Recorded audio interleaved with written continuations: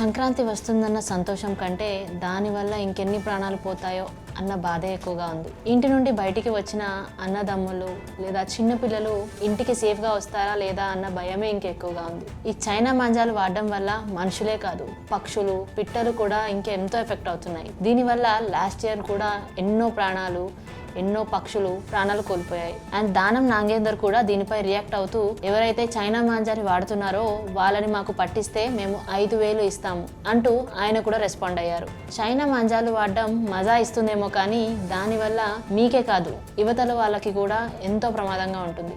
మీరు enjoy చేస్తుండొచ్చు China మాంజాని use చేస్తూ, కానీ దానివల్ల ఉపాధి కోసం బయటికి వచ్చిన వాళ్ళు, డెలివరీ బాయ్స్ లేదా మీ ఇంట్లో వాళ్ళే బండి మీద బయటికి వెళ్తూ ఏదో మాంజా వాళ్ళ గొంతుకో చేతుకో ఎక్కడో తగిలి కట్ అయిపోయి వాళ్ళు అక్కడే స్పాట్లో చనిపోతే వినడానికే ఎంత భయంకరంగా ఉంది. ఇలాంటివి రెగ్యులర్గా జరుగుతూ ఉంటే వాళ్ళ కుటుంబ సభ్యులు ఎంతవరకు తీసుకోగలుగుతారు? అసలు ఈ మాంజా ఎందుకు ఇంత డేంజరస్? చైనా మాంజానే ఎందుకు వాడొద్దంటున్నారు? అసలు దానివల్ల ఎందుకు ఇన్ని ప్రమాదాలు జరుగుతున్నాయో తెలుసా? నైలాన్ దారానికి గన్ పౌడర్ని, కెమికల్స్ని అండ్ బలమైన గమ్ని పెట్టి దీన్ని తయారు చేస్తారు. దీనివల్ల అది ఎంత స్ట్రాంగ్గా ఉంటుందంటే మన మజిల్ని లోపల వరకు కట్ చేసేస్తుంది.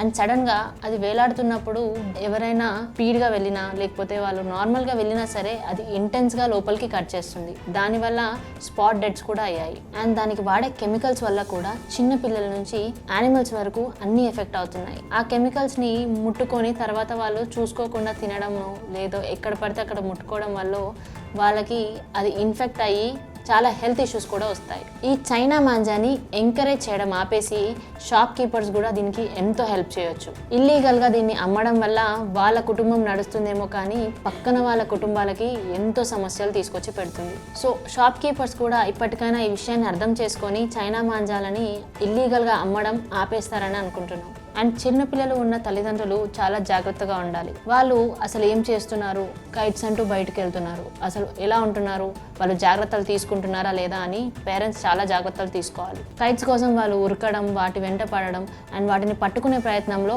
వాళ్ళకి ఎన్నో గాయాలు అవ్వడం జరుగుతూ ఉంటాయి. సో పేరెంట్స్ కూడా చిన్నపిల్లల విషయంలో చాలా జాగ్రత్తలు తీసుకోవాలి. అయినా ఈ మధ్య చిన్నపిల్లలే కాదు, పెద్దవాళ్ళు కూడా బుద్ధి లేకుండా చైనా మాంజాలు తీసుకుంటూ కైట్స్ ఎగరేస్తున్నారు. దానివల్ల వాళ్ళకి ఏం వస్తుందో తెలియదు కానీ ఇన్ని ప్రమాదాలు అవుతున్నా కూడా వాళ్ళు ఇల్లీగల్గా కొనడం కూడా ఆపట్లేదు. ఇప్పటికైనా పెద్దవాళ్ళు బుద్ధి తెచ్చుకొని చైనా మాంజాలకి దూరంగా ఉండాలి. మీ నుండి చిన్న పిల్లలు నేర్చుకొని దానివల్లే వాళ్ళకి మజా వస్తుందని వాళ్ళు కూడా అవి ఎగరేయడం స్టార్ట్ చేశారు. దానివల్ల వాళ్ళకే కాకుండా మిగతా వాళ్ళకి, నేచర్కి కూడా చాలా ప్రాబ్లం అవుతుంది. సో దీన్ని ఇప్పటికైనా ఆపడం చాలా మంచిది. సో చైనా మాంజాల గురించి మీ ఒపీనియన్ ఏంటో కామెంట్ చేయండి.